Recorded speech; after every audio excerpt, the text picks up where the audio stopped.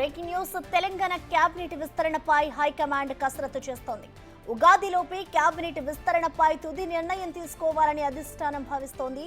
దీనిలో భాగంగానే తెలంగాణకు చెందిన పలువురు ముఖ్య నేతలు ఢిల్లీకి వెళ్లారు. అధిష్టానం నుంచి పిలుపు రావడంతో CM Revanth Reddy, deputy CM Mallu Bhatti Vikramarka, మంత్రి ఉత్తమ్ కుమార్ రెడ్డి, పీసీసీ చీఫ్ మహేష్ కుమార్ గౌడ్లు ఢిల్లీకి వెళ్లారు. ఢిల్లీలోని ఇందిరాభవన్లో ఏఐసీసీ జాతీయ అధ్యక్షుడు మల్లికార్జున ఖర్గే, రాహుల్ గాంధీ, కేసీ వేణుగోపాల్తో భేటీ అయ్యారు. ఈ సమావేశంలో రాష్ట్ర కాంగ్రెస్ ఇన్ఛార్జ్ మీనాక్షి నటరాజన్ కూడా ఉన్నారు.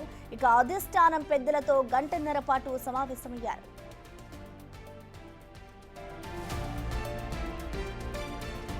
తెలంగాణ కేబినెట్ విస్తరణతో పాటు కీలక అంశాలపై అధిష్టాన పెద్దలతో మాట్లాడామని టీపీసీసీ చీఫ్ మహేష్ కుమార్ అన్నారు. మంత్రి మండలి విస్తరణపై త్వరలోనే ప్రకటన ఉంటుందని చెప్పారాయన. దీంతో పాటు పీసీసీ కార్యవర్గం నామినేటెడ్ పదవులకు సంబంధించిన అంశాలపై కూడా చర్చించామని అన్నారు.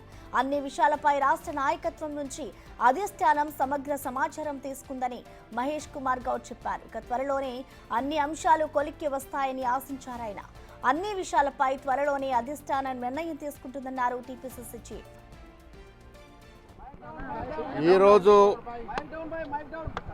గౌరవ ఏఐసీసీ అధ్యక్షులు మల్లికార్జున ఖర్గే గారు, మా ప్రియతమ నాయకులు రాహుల్ గాంధీ గారు, గౌరవ ప్రధాన కార్యదర్శి కేసీ వేణుగోపాల్ గారు తెలంగాణ విషయాల మీద చాలా సుదీర్ఘంగా మాతో అన్ని విషయాలు చర్చించినారు. దాంట్లో ముఖ్యమంత్రి గారు, ఉప ముఖ్యమంత్రి గారు, ఉత్తమ్ కుమార్ రెడ్డి గారుతో పాటు నేను, మా ఇన్ఛార్జ్ మీనాక్షి గారు కూడా పాల్గొనడం జరిగింది. చాలా విషయాలు రాష్ట్రానికి సంబంధించి, రాష్ట్రంలో జరుగుతున్నటువంటి అభివృద్ధి సంక్షేమ కార్యక్రమాల మీద కూడా వారు అన్ని విషయాలు ఆరాధించారు. ముఖ్యంగా హెల్త్, ఎడ్యుకేషన్ మీద వారు అన్ని విషయాలు అడిగి తెలుసుకున్నారు. ముఖ్యంగా రాహుల్ గాంధీ గారు ఇంటిగ్రేటెడ్ స్కూల్స్ యొక్క ఎస్టాబ్లిష్మెంట్ వల్ల ఎంతమంది ఎస్సీ, ఎస్టీ, ఓబీసీ, మైనారిటీ లాభం జరుగుతుంది, ఎన్ని లక్షల మందికి దాంట్లో ప్రవేశం వస్తుందనే విషయాలు కూడా చర్చించడం జరిగింది. వీటితో పాటు రాబోయే రోజుల్లో క్యాబినెట్ కూర్పు, పీసీసీ కార్యవర్గము, దాంతోపాటు వివిధ కార్పొరేషన్ చైర్మన్లు, బోర్డుల నియామకం కూడా అన్ని విషయాలు సుదీర్ఘంగా చర్చించుకోవడం జరిగింది. అన్ని విషయాలు లోతుగా వారు మా నుంచి సమాచారం తీసుకున్నారు. త్వరలో అన్ని విషయాలు కొలిక్కి వస్తాయని ఆశిస్తాము. తెలంగాణ కేబినెట్ లో ప్రస్తుతం 6 ఖాళీలు ఉన్నాయి. రెడ్లకు 2, బీసీలకు 2, ఎస్సీలకు 1, ఎస్టీలో లంబాడా వర్గానికి 1 ఇచ్చే ఛాన్స్ ఉంది. ఇక రెడ్లకు 1 ఇచ్చి మరొకటి మైనారిటీలకు ఇవ్వడం పైన చర్చ జరుగుతోంది. ఇటు మైనారిటీలకు కేబినెట్ లో చోటు కల్పిస్తే లంబాడా వర్గానికి డిప్యూటీ స్పీకర్ పదవి ఇచ్చే అవకాశం ఉంది. అసెంబ్లీ బడ్జెట్ సమావేశాలు ముగిశాక ఉగాది నాటికి మంత్రివర్గ విస్తరణ పూర్తయ్యే అవకాశాలున్నట్లు పార్టీ వర్గాలు పేర్కొంటున్నాయి.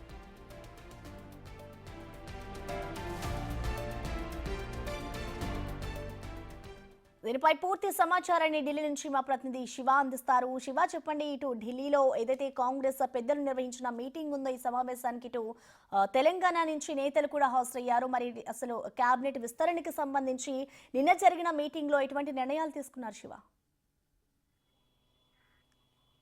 రైట్ ప్రసన్న, నిన్న ఇందిరాభవన్ లో ఢిల్లీ ఇందిరాభవన్ వేదికగా కాంగ్రెస్ అగ్రనేతలు రాహుల్ గాంధీ, మల్లికార్జున ఖర్గే, కేసీ వేణుగోపాల్ అధ్యక్షతన కీలక సమావేశం జరిగింది. ఈ సమావేశానికి తెలంగాణ సీఎం రేవంత్ రెడ్డి, ఉప ముఖ్యమంత్రి భట్టి విక్రమార్క, మంత్రి ఉత్తమ్ కుమార్ రెడ్డి, కాంగ్రెస్ పీసీసీ ప్రెసిడెంట్ మహేష్ కుమార్ గౌడ్, అలాగే తెలంగాణ కాంగ్రెస్ వ్యవహారాల ఇన్ఛార్జ్ మీనాక్షి నటరాజన్ వీరందరూ కూడా ఈ సమావేశంలో పాల్గొన్నారు. ఈ సమావేశంలో ప్రధానంగా రాజకీయ అంశాలు, రాజకీయంగా అంతర్గత వ్యవహారాల గురించి ప్రధానంగా చర్చించారు. దానితో పాటు గత కొంతకాలంగా పెండింగ్ లో ఉన్న మంత్రివర్గ విస్తరణ, ఏదైతే 6 పోర్ట్ఫోలియోలు ఏవైతే ఉన్నాయో, 6 శాఖలకు సంబంధించిన కీలకంగా మంత్రివర్గానికి సంబంధించి 6 శాఖలకు సంబంధించి ఎవరిని మంత్రివర్గంలోకి తీసుకోవాలనే అంశాలపై ప్రధానంగా చర్చించినట్టుగా తెలుస్తుంది. ఇప్పటికే ఆ పేర్లు కూడా ఫైనల్ చేశారు. అధికారికంగా అధిష్టానం ప్రకటించాల్సి పోతే దీనికి సంబంధించి సుదీర్ఘమైన కసరత్తు దాదాపు గంటన్నర పాటు ఇందిరాభవన్ లో సమావేశం జరిగింది. ఇటు మంత్రివర్గంతో పాటు 2వ విడత నామినేటెడ్ పోస్టులు భర్తీకి సంబంధించిన అంశం, మరోవైపు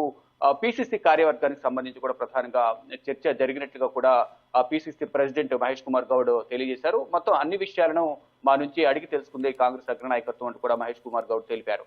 వీటితో పాటు రాష్ట్రంలో పాలనా వ్యవహారాలు ఏ విధంగా ఉన్నాయి అనే అంశాలపై ప్రధానంగా అడిగి రాహుల్ గాంధీ, మల్లికార్జున ఖర్గే తెలుసుకున్నట్లుగా కూడా మహేష్ కుమార్ గౌడ్ తెలిపారు. ఏదైతే కాంగ్రెస్ అధికారంలోకి వచ్చిన తర్వాత ఏదైతే హామీలు ఇచ్చారో హామీలు ఎంతవరకు అమలయ్యాయి, ఎంతవరకు పెండింగ్ ఉన్నాయి, ఇచ్చిన హామీల పట్ల ప్రజల మనోభావాలు ఏ విధంగా ఉన్నాయి, ఏ విధంగా స్పందిస్తున్నారు అనే అంశాలపై కూడా అడిగి తెలుసుకున్నట్టు తెలుస్తుంది. దాంతో పాటు ఏదైతే ఇంటిగ్రేటెడ్ స్కూల్స్ ఏవైతే ఉన్నాయో ఏర్పాటు వల్ల ఎంతమంది ఎస్సీ, ఎస్టీ, బీసీ సామాజిక వర్గాలకు సంబంధించిన స్టూడెంట్స్ పిల్లలు ఎంతవరకు లబ్ధి చేకూరుతుంది, ఎంతమంది లబ్ధి పొందుతున్నారు అనే అంశాలపై కూడా వారితో చర్చించారు. ఆరోగ్యం, విద్యా వ్యవహారాల గురించి కూడా ప్రధానంగా కాంగ్రెస్ నేతల గురించి రేవంత్ రెడ్డి టీం నుంచి అగ్రనాయకత్వం అడిగి తెలుసుకుంది. ఇక మరి ముఖ్యంగా ఈ మంత్రివర్గ విస్తరణ, ఇంతకుముందు మీరు చెప్పినట్లుగా 6 శాఖలకు సంబంధించి 6 ఖాళీలు ఏవైతున్నాయి, దాంట్లో రెడ్డి సామాజిక వర్గానికి సంబంధించి కానీ ఎస్సీ, ఎస్టీ, బీసీ, మైనారిటీ వర్గాలకు సంబంధించి అందరికీ సమన్యాయం చేయాలనే ఉద్దేశంతో కాంగ్రెస్ రాష్ట్ర నాయకత్వం, అగ్రనాయకత్వం ఉంది. దానికి సంబంధించి కూడా గతంలో కూడా పార్టీలోకి జాయిన్ చేసుకున్న సందర్భంలో ఎవరినైతే పార్టీలకు ఆహ్వానించే సందర్భంలో వారికి ముందుగానే ఒక హామీ ఇచ్చారు. ఆ పార్టీలోకి రండి, ఆ పార్టీ అధికారంలోకి వచ్చిన తర్వాత మీకు సముచిత స్థానం కల్పిస్తాం, మంత్రివర్గంలో తీసుకుంటామంటూ హామీ ఇచ్చారో అటువంటి వారికి కూడా ఇద్దరికి దాదాపు ఖరారైనట్టు చేస్తుంది. ఇటు రెడ్డి సామాజిక వర్గం, ఎస్సీ సామాజిక వర్గానికి సంబంధించిన ఇద్దరు సీనియర్ నేతలు కూడా మంత్రివర్గంలో చోటు కల్పించే అవకాశం కనిపిస్తుంది. ఇక మైనార్టీ నుంచి కూడా ఒకరికి అవకాశం ఇచ్చే ఛాన్సెస్ కనిపిస్తున్నాయి. ఇటు ఎస్టీ సామాజిక వర్గం నుంచి లంబాడి సామాజిక వర్గానికి కూడా మంత్రివర్గంలో చోటు కల్పించబోతున్నారు. ఇక మొత్తంగా చూసుకుంటే అంటే 6 శాఖలను ఫిల్ చేస్తారా, లేదా ముందుగా 4 శాఖలను ఫిల్ చేసి మరికొన్ని రోజులు వేచి చూసి ఆ 2 శాఖలను కూడా ఫిల్ చేస్తారనేది కూడా చూడాల్సి ఉంది. కొంత ప్రచారం అయితే జరుగుతుంది. 6 శాఖలకు సంబంధించి మంత్రివర్గ విస్తరణ ఉంటుంది. దానికి సంబంధించి అధిష్టానం చేతులనే తుది నిర్ణయం ఉంది. మేమంతా కూడా మా అభిప్రాయాలు సేకరించారు, ఒక లిస్ట్ ను కూడా ఫైనల్ చేశారు, అది అధిష్టానం ప్రకటిస్తున్నట్టు కూడా పిసిసి ప్రెసిడెంట్ అయితే చెప్పారు. అంటే ఉగాది నాటికి దీనికి సంబంధించి స్పష్టంగా అధికారిక ప్రకటన వచ్చే అవకాశం అయితే కనిపిస్తుంది. మరోవైపు కార్పొరేషన్ చైర్మన్ సంబంధించి కూడా అందరూ ఎంతో ఉత్కంఠగా ఎదురు చూస్తున్నారు. దానికి సంబంధించి కూడా ప్రకటన ఉండబోతోంది. ఇక పిసిసి కార్యవర్గానికి సంబంధించి కూడా ఇటు డిస్ట్రిక్ట్ ప్రెసిడెంట్స్ అలాగే పిసిసి కార్యవర్గం రెండు కూడా ఒక్కసారి ప్రకటిస్తారు, లేకపోతే విడివిడిగా ప్రకటిస్తారనేది కూడా చూడాల్సి ఉంది. కానీ మొత్తంగా చూసుకుంటే మంత్రివర్గం కానీ, 2వ విడత కార్పొరేషన్ సంబంధించి నామినేటెడ్ పోస్టులు కానీ, పిసిసి కార్యవర్గ కూర్పు కానీ వీటన్నిటిపై కూడా సమగ్రమైన అందరి మధ్య చర్చ జరిగింది. సుదీర్ఘంగా చర్చ జరిగిన నేపథ్యంలో అన్ని విషయాలను కూలంకషంగా అడిగి తెలుసుకున్నారు, మా అభిప్రాయాలను తెలుసుకున్నారు. వారు కూడా కొన్ని సూచనలు ఇచ్చారు. పార్టీని ఇంకా మరింత బలోపేతం చేయడానికి ఎటువంటి వ్యూహాలతో ముందుకు వెళ్లాలనే అంశాలపై కూడా వారు చర్చించారు. మరోవైపు ఇటీవల ఏదైతే అసెంబ్లీలో 42% బీసీ రిజర్వేషన్ సంబంధించి ఏదైతే ఆమోదం పొందిందో అసెంబ్లీలో, దాని ప్రధాని నరేంద్ర మోడీని కలిసిన సందర్భంలో ఏ విధంగా మాట్లాడాలి అంశంపై కూడా రాహుల్ గాంధీ అలాగే ఖర్గేతో కూడా రేవంత్ రెడ్డి టీం మాట్లాడినట్టుగా తెలుస్తోంది. త్వరలోనే ప్రధాని నరేంద్ర మోడీ అపాయింట్మెంట్ తీసుకుని ఆయన కూడా ఈ బీసీ రిజర్వేషన్ సంబంధించి చర్చించబోతున్నారు. ఇక కులగణన, ఎస్సీ వర్గీకరణకు సంబంధించి కూడా ప్రధానంగా ఈ సమావేశంలో చర్చ జరిగింది. చూడాలి మరి ఏం జరగబోతుంది. ఉగాది నాటికి మంత్రివర్గ విస్తరణ కానీ, పిసిసి కార్యవర్గం, మరోవైపు కార్పొరేషన్ చైర్మన్ వీటన్నిటికి సంబంధించి అధికారిక ప్రకటన ఉంటుందా లేదా అనేది కూడా వేచి చూడాల్సింది. కానీ అందరూ కూడా మంత్రివర్గానికి సంబంధించి ఉత్కంఠగా ఎదురు చూస్తూ ఉన్నారు. రెడ్డి సామాజిక వర్గం నుంచి గట్టి పోటీ ఉంది, ఇటు ఎస్టీ సామాజిక వర్గం నుంచి మరింత ఎక్కువ ఉంది. మైనారిటీలకు ఒకరికి అవకాశం కల్పించాలని కూడా చూస్తున్నారు.